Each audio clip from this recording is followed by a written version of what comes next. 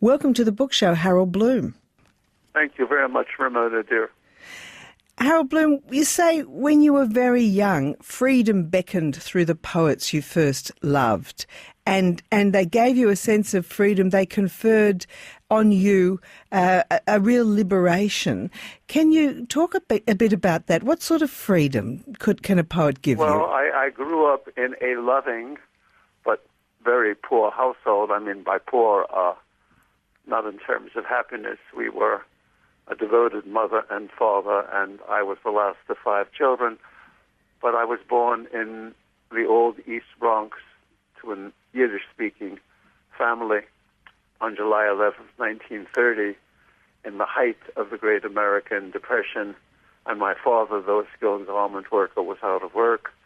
It was something of a struggle, and in a relatively small apartment, one did feel cooped up at times, and the streets of the East Bronx were frequently not very safe because, frankly, there was a Nazi organization, as it turned out, affiliated to Joe McWilliams and the Silver Shirts, who were all thrown into jail when the United States was attacked and by the Japanese on December the 7th, 1941, and subsequently declared war on Nazi Germany and fascist Italy also.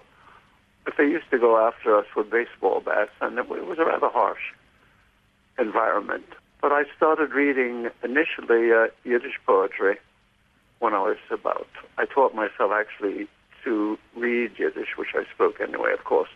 It was the mother tongue, the Mama Lushan for me, when I was about 3.5 or 4. And the earliest poetry I remember, and I still have it by heart because then as now I have a preternatural memory for poetry and indeed sometimes for heightened prose and an astonishing reading rate, which has never really changed. I started to read the Yiddish poets, in particular Gertrude Stein and my particular favorite, Moyshe-Leyb Halpern.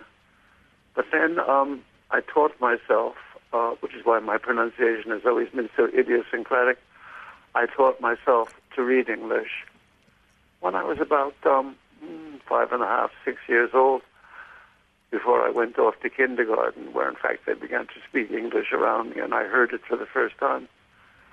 I started reading poetry almost immediately, and among the earliest poets whom I remember were really rather simple ones, though beautiful, like A.E. Housman, some of the border ballads, and some Shakespearean songs. But I gradually began to read Shakespeare. I still remember my first reading of Julius Caesar and of Macbeth, which terrified me. I must by then have been 8 or 9 or so.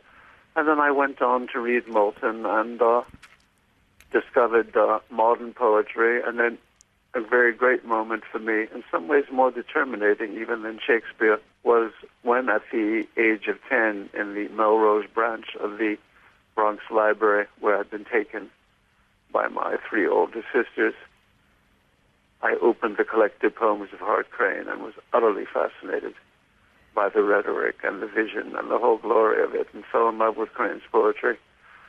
And for my, I took the book out incessantly from the Melrose branch, and at my request for my 12th birthday, my oldest sister, Esther, who died recently, the last of my living siblings, she was, I would think, about 94 or 95, gave me for my 12th birthday the collected poems of Hart Crane, the earliest book I ever owned, and still with me up in my study on the 3rd floor of this huge old house where my wife and I have lived for half a century now, out of our 53 years of marriage.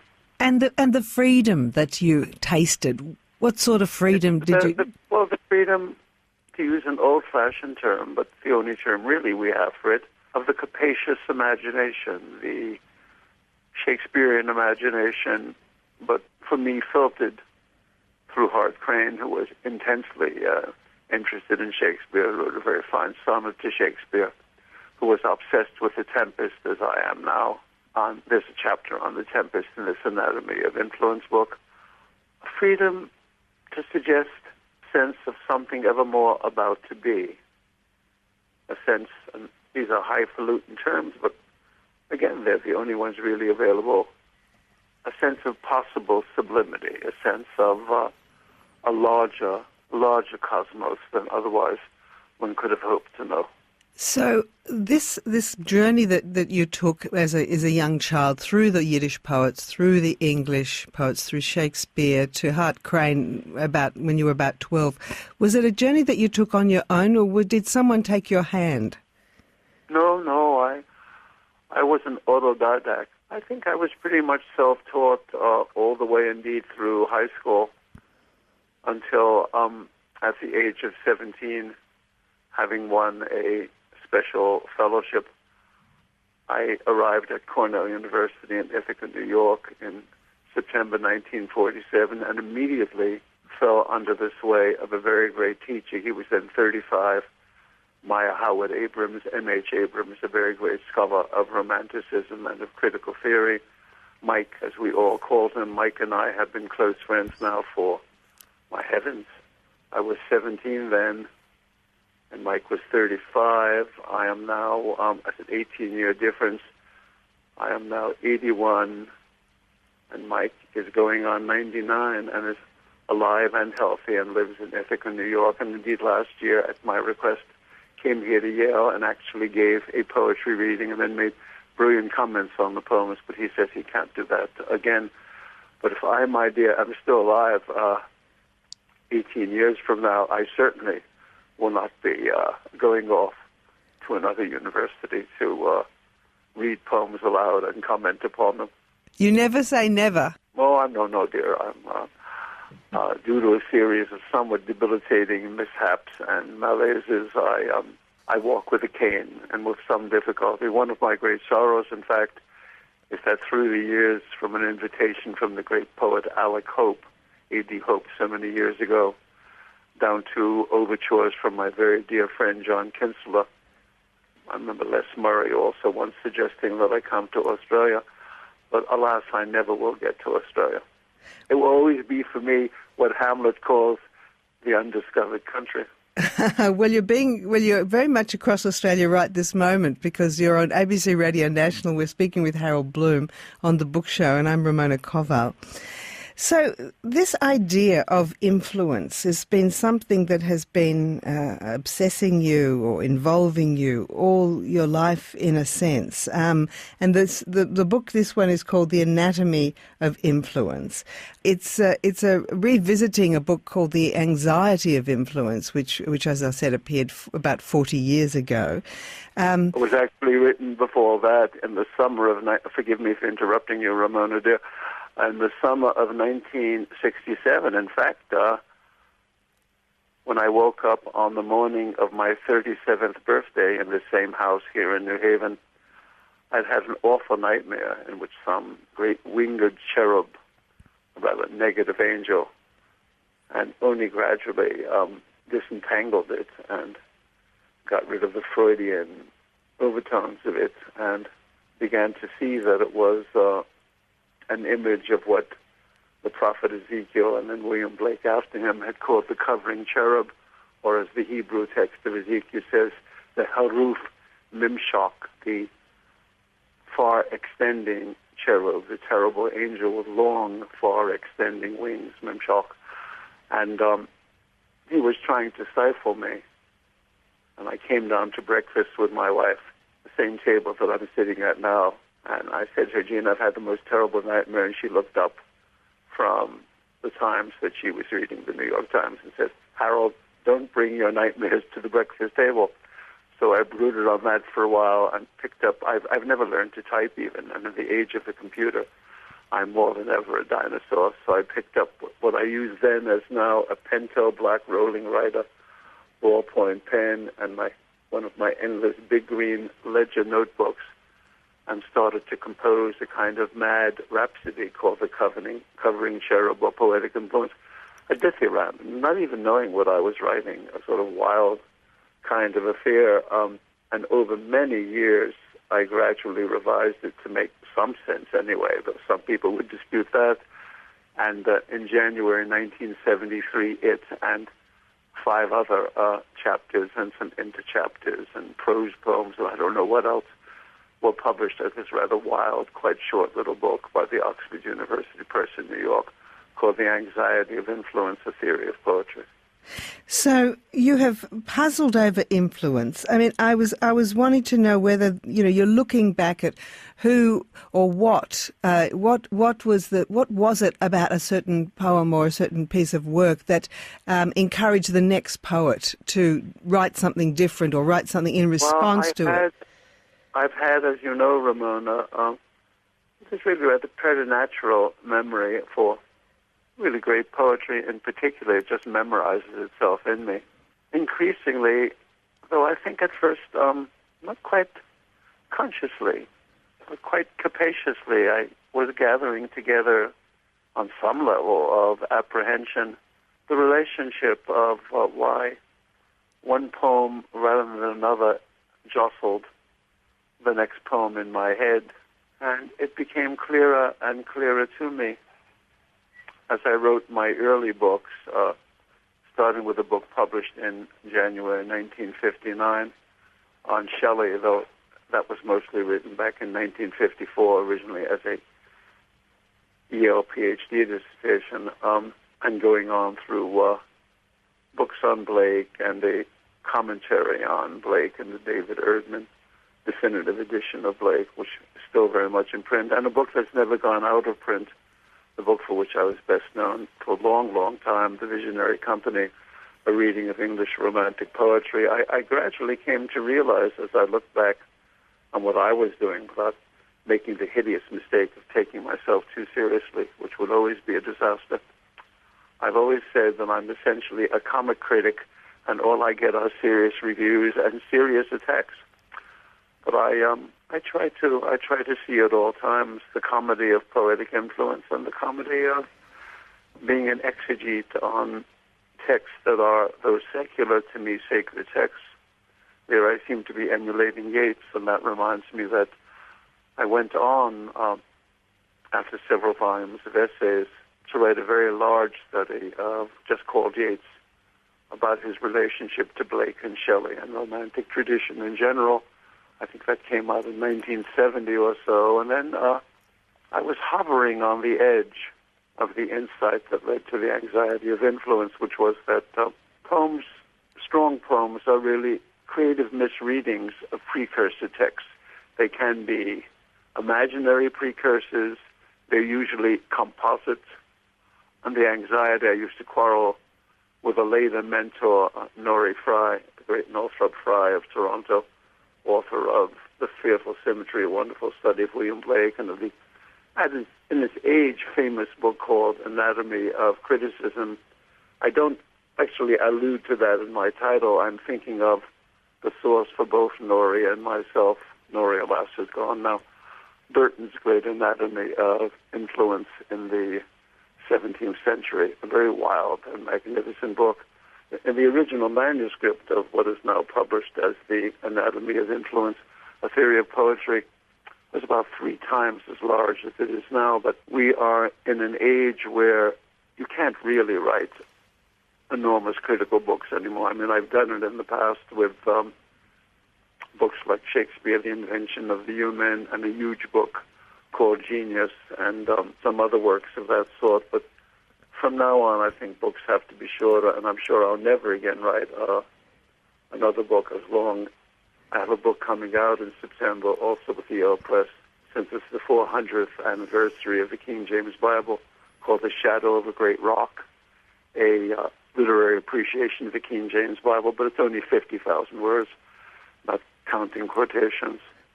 I was interested when I'm thinking about this. I'm wondering whether you are looking for poetic DNA or the origins of the poetic species. Yes, I suppose, Ramona, that would be a valid metaphor for what I'm interested in. So you charmingly insist that you are a common reader, even though you've had this marvellous autodidactic time until now. What makes you a common reader? What do you have in common with me or other readers who haven't been reading so deeply? I have everything in common with you, Ramona, and with all readers throughout the world. I think my books in general now, and there are now actually 41 of them or so, have been translated into more than 40 languages. The Anxiety of Influence, more frequently even than the Western Canon book, another very large book.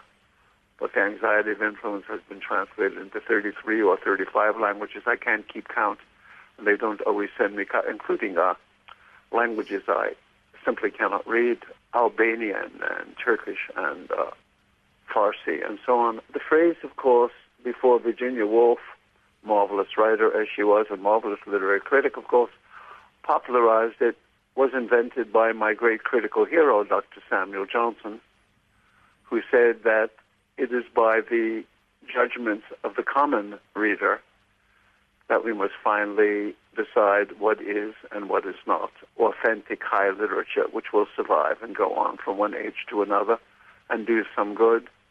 Johnson has always been my critical hero in the sense that Shakespeare and Wallace Stevens and Yeats and Hart Crane and Milton and so many more, Chaucer, have been my poetic heroes.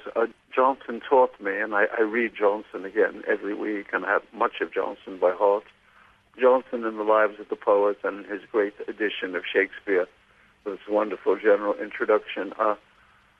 Johnson says that the function of criticism is to transmute or convert opinion into knowledge. In my modest way, I try to be Johnsonian. This idea of you memorizing things and having things by heart, I read, of course, in the book that you, it was partly with all of these poems in your head clashing or echoing each other that made you think that they were sort of images of the previous poems. It was partly that the repetition in your head. I think that is true, probably to some degree, but also possession by memory is a very crucial matter. I myself, since I go on teaching full-time at Yale, I always give one undergrad. I've given up teaching graduate students because I'm alienated from all of these movements that have politicized criticism and from cultural politics of all kinds, which I simply can't abide. What I call the school of resentment, and I've characterized them as a ravelment of lemmings running down to drown themselves in the waters. Are they still there, though? I mean, I thought that their time had passed, the postmodernists. I'm afraid I count the sort of sub-Marxists. I mean, I myself, as I've always said, am the true Marxist critic following Groucho Marx rather than Karl. And I stick with that still. My two great mottos as a critic when they don't come from Dr. Johnson come from Groucho Marx. One is, I wouldn't be a member of any club that would have me for a member. And the other is, whatever it is, I'm against it. And I think all critics, and critics should be common readers, and common readers in some sense have to be critics. But in any case, I always teach 2 seminars of a dozen undergraduates each, very carefully selected because there are so many applicants. And I try to be fair, but I also want people who I think will benefit most by it. And one discussion group is always in Shakespeare, and the other is in how to read poems. And I have the students, the normal procedure I've followed, and I've worked it out through the years, and it works perfectly now, I think. For one thing, it makes me shut up, and I have a tendency to talk too much. As I'm talking too much in this interview, dear Ramona, I tell them that possession by memory is a really crucial matter, and that the only way to do it is to go off by yourself quietly and read out loud to yourself again and again until it enters you. And, people underestimate how important memory is for thinking of any kind. I mean, we all try to live in democracies. I greatly fear that the United States increasingly is not a democracy. It shows every sign of becoming an oligarchy, a plutocracy, and alas, a theocracy. The Tea Party fascists are enveloping us, and I really fear for the future of this nation, in which case I fear for the future of the world. And I blame it on ignorance. I blame it on the fact that people have forgotten how to read. If you remember the best that has been written, the best that has been uttered, said, if you read the best and hold on to it, then you will think better and more clearly, because without memory there is no clear thinking, and without clear thinking there can be no democracy. So there's such a lot that might be lost with modern technology, not just to memorize things, but the kinds of things that memorizing things leads to. Well, what I increasingly feel, Ramona, Gertrude Stein said wonderfully, one writes for oneself and for strangers. I try not to write for anyone I actually know, including my own students, or I think I have by now 35 or 40,000 former students. After all, I'm going to be starting my 56th consecutive year of teaching full-time at Yale, and I taught for 20 years authorized moonlighting at New York University, and I've taught many times at the University of Bologna and the University of Rome in Italy and other universities abroad and here at home. One writes for oneself and for strangers. I write for the common readers wherever they are, and I visualize them as people of all ages, but I hope particularly younger people, who really have a deep calling to read, solitary readers I would call them, who wish to go apart and read for themselves, who are tired of the drone of the media in their ears, are tired of visual overstimulation. We live in a culture where people are forgetting how to read because between the television screen and the computer screen and the motion picture screen, reading and thinking are being drubbed out, are being pulverized, and it is a very terrible kind of thing. Yes, I wonder what teaching young students like that, does it teach you anything, or are you only teaching them things? What do they teach you? Dear. I wouldn't go on teaching. After all, I am 81 and my health is not as good and I'm not strong anymore. But no, I go on teaching because they educate me. One of my discussion groups, or any one of them, begins with my asking particular students to read a poem or a Shakespearean soliloquy or speech or passage out loud, and then for her or him to comment on what they've just read, and then I encourage the other students to get involved, and I lean back and listen to them speak to one another, and I speak only when spoken to or when I feel I might help a little with directing it, but I no longer blather at them the way I did when I was young and middle-aged, or even in early old age. Now that I'm so considerably older, I want to listen to them. I want to listen to them in a way in which very gently they're guided to speak at their best, really. You also wrote that you learned that your function is to help the reader or help the student get lost. Yes, I think get lost, but only in a kind of tropological or metaphorical sense, Ramona, dear. Lost in the sense of getting away from the excessive stimuli of the media, this endless noise with which they are assaulted, asking them to go apart and read for themselves. And I really don't distinguish between the readers I seem to have all over the world, and I'm very grateful for that, whom I will never meet, though I can't handle the letters I get. I can't handle the thousands of emails. I just have to hope that they'll be patient with me and not think that I'm not moved. I even get telephone calls from young people all over the world, in particular whom I've never met and never will meet. And at times it's exhausting. And of course there's also the flood of unsolicited manuscripts, which is just too much for me. I can't deal with that. I wouldn't be able to do my own work or live my own life. But I don't distinguish between these unknown readers around the world, or indeed in my own country, in whatever language that I'm translated into. I don't distinguish between them and the students I have taught in the past, or whom I will have teaching me, and I'll be teaching them this coming autumn. I'm speaking with Harold Bloom here on the Book Show on ABC Radio National. Ramona Koval with you. You speak of it. It sounds lovely to be in a class with you to be learning. But I was also surprised that you also talk about literary friendships, of course, but also enemies that you have made. How is it possible to make to be such a passionate enemy in the field of literature?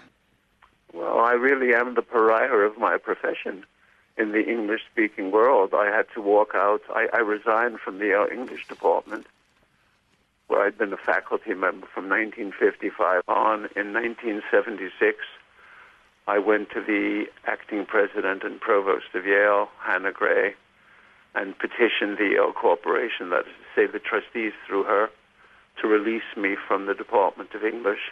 And I haven't been a professor of English since then. I've a non-department of one with the president of Yale, whoever it is at a particular time. Now it's a very splendid president, Rick Levin, as my chair. And I have no colleagues. Sometimes it's lonesome, but I'm the sterling professor of the humanities, but there's no department of the humanities. There's a center for the humanities and so on. But I can't even be there anymore because the stairs are too hard for me to climb. So I'm isolated at Yale and have been for a very long time now, except in terms of my students. What do you think the nub of the issue has been? Well, it's been a whole series of things. Initially, it was the school of T.S. Eliot, the Yale and other new critical disciples of T.S. Eliot, a great poet, but I think a vicious and nasty literary critic and cultural polemicist. And it's not too much to say, a professional anti-Semite whom I hold in the greatest contempt, though alas, a great poet. I would reluctantly have to concede, since I think I know all of the great poetry by heart. That doesn't mean I like him or ever could like him. He's dead a long time now, of course. But the school of Eliot, which despised the Romantic poets, despised Walt Whitman, despised Hart Crane, denigrated Wallace Stevens, didn't feel that Blake was a poet or Shelley was a poet. I fought them tooth and nail at Yale and elsewhere. And by the time they were vanquished and all that, I had a new set of enemies, most of whom were my personal friends, the School of Deconstruction, the late Paul de Man, the late Jacques Derrida, the still living J. Hillis Miller and Geoffrey Hartman, all my good friends, but and I got confused with them sometimes, but I was never a deconstructionist.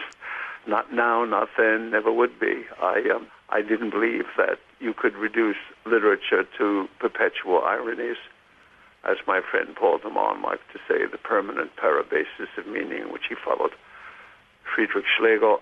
And then when I was done battling them and they had one way or another vanished, then came the major struggle of my life. From 1968 on, the great cultural revolution swept over the entire world, born out of something very worthwhile indeed, student and humane revulsion to the horrors of the dreadful fascist American war against the Vietnamese. I wish to make something very clear. I am a lifelong democratic socialist.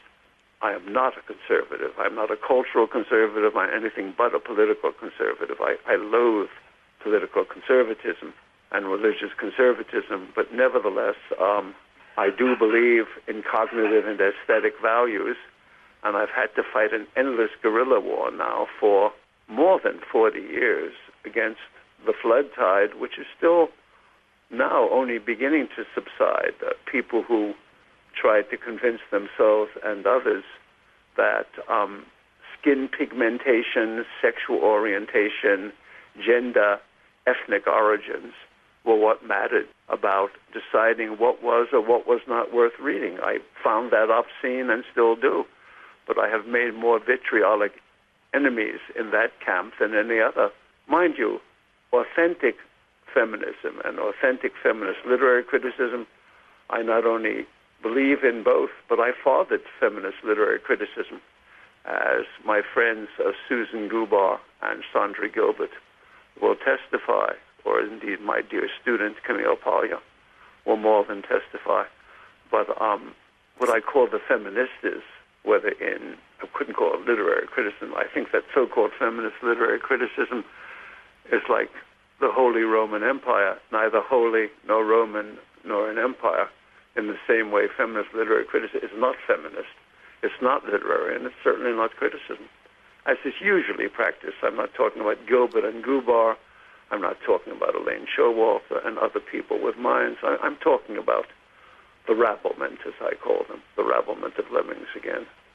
But I think there's a lot of resentment of me in Australia among pseudo-Marxists, not true Groucho Marxists like myself, inheritors of Dr. Leavis's dreadful tradition and so forth.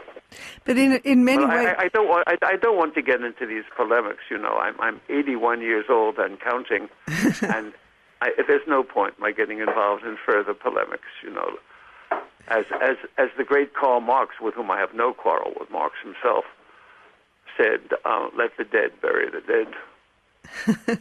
But you seem to be the last man standing here. Well, for now. But I, too, will go under, my dear. We will, as I say at one point, we will be mixed together in our common dust. You are writing a memoir now, I understand. Is it very different from writing I'm writing a book called The Hum of Thoughts Evaded in the Mind, which is a literary memoir. It won't talk about my splendid wife or my two sons or most of my friends, unless they're literary friends, but it will, on the model of Wordsworth's The Prelude, which certainly sounds very pretentious, and I don't mean to be pretentious. I am not William Wordsworth, nor was meant to be. I'm merely an exegete. But the growth of the critic's mind, you might call it.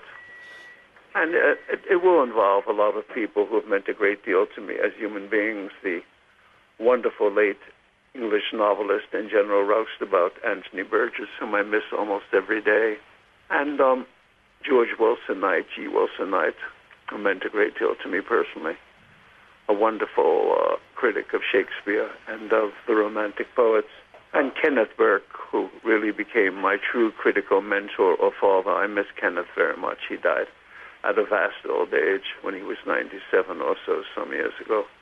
So I will talk about my relation to them and others. And, of course, all the poets I have been close to, and the novelists and the dramatists and fellow critics and so on. In your book, you ask yourself questions like, what is the end of a literary life? And you talk about this book being your swan song, this book, The Anatomy of Influence. It's a swan song in terms of the whole subject that has obsessed me long before I even wrote the first draft of The Anatomy of Influence in the summer of 1967. In a sense, it's obsessed me since I was a little child.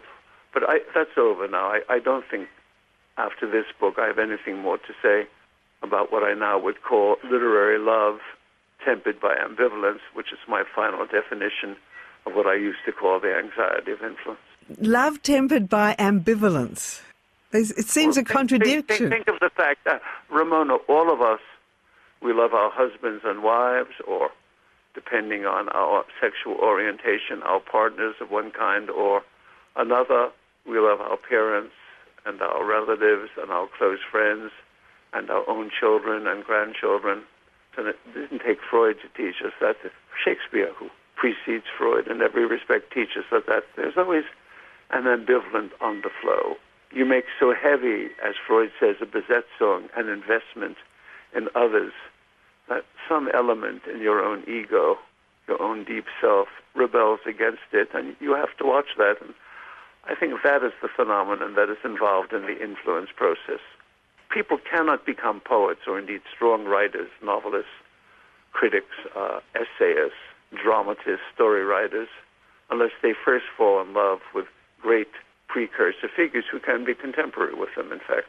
But as they develop, they have to find their own space by trying to see what the distance and difference might be, which makes their own work necessary and justified.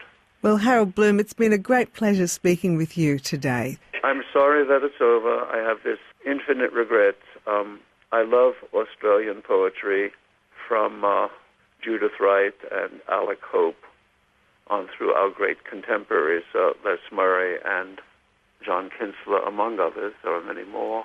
Indeed, I'm haunted by the wonderful Australian communist poet John Manifold, poet of World War II, I suppose. He must be dead many years now, but I remember loving his poetry when I was a little boy. I could never get out of my head a wonderful little poem that he wrote called Fife Tune, when he and his Australian brigade were going off to fight in Western Europe. Do you know the poem? It's a lovely poem. I don't.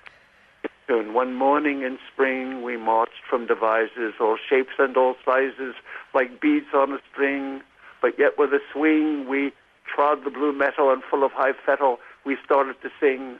She ran down the stairs, a 12-year-old darling, and laughing and calling and tossing her bright hair, then silent to stare at the men flowing past her. They were all she could master, adoring her there. It's seldom I've seen a gentler or prettier.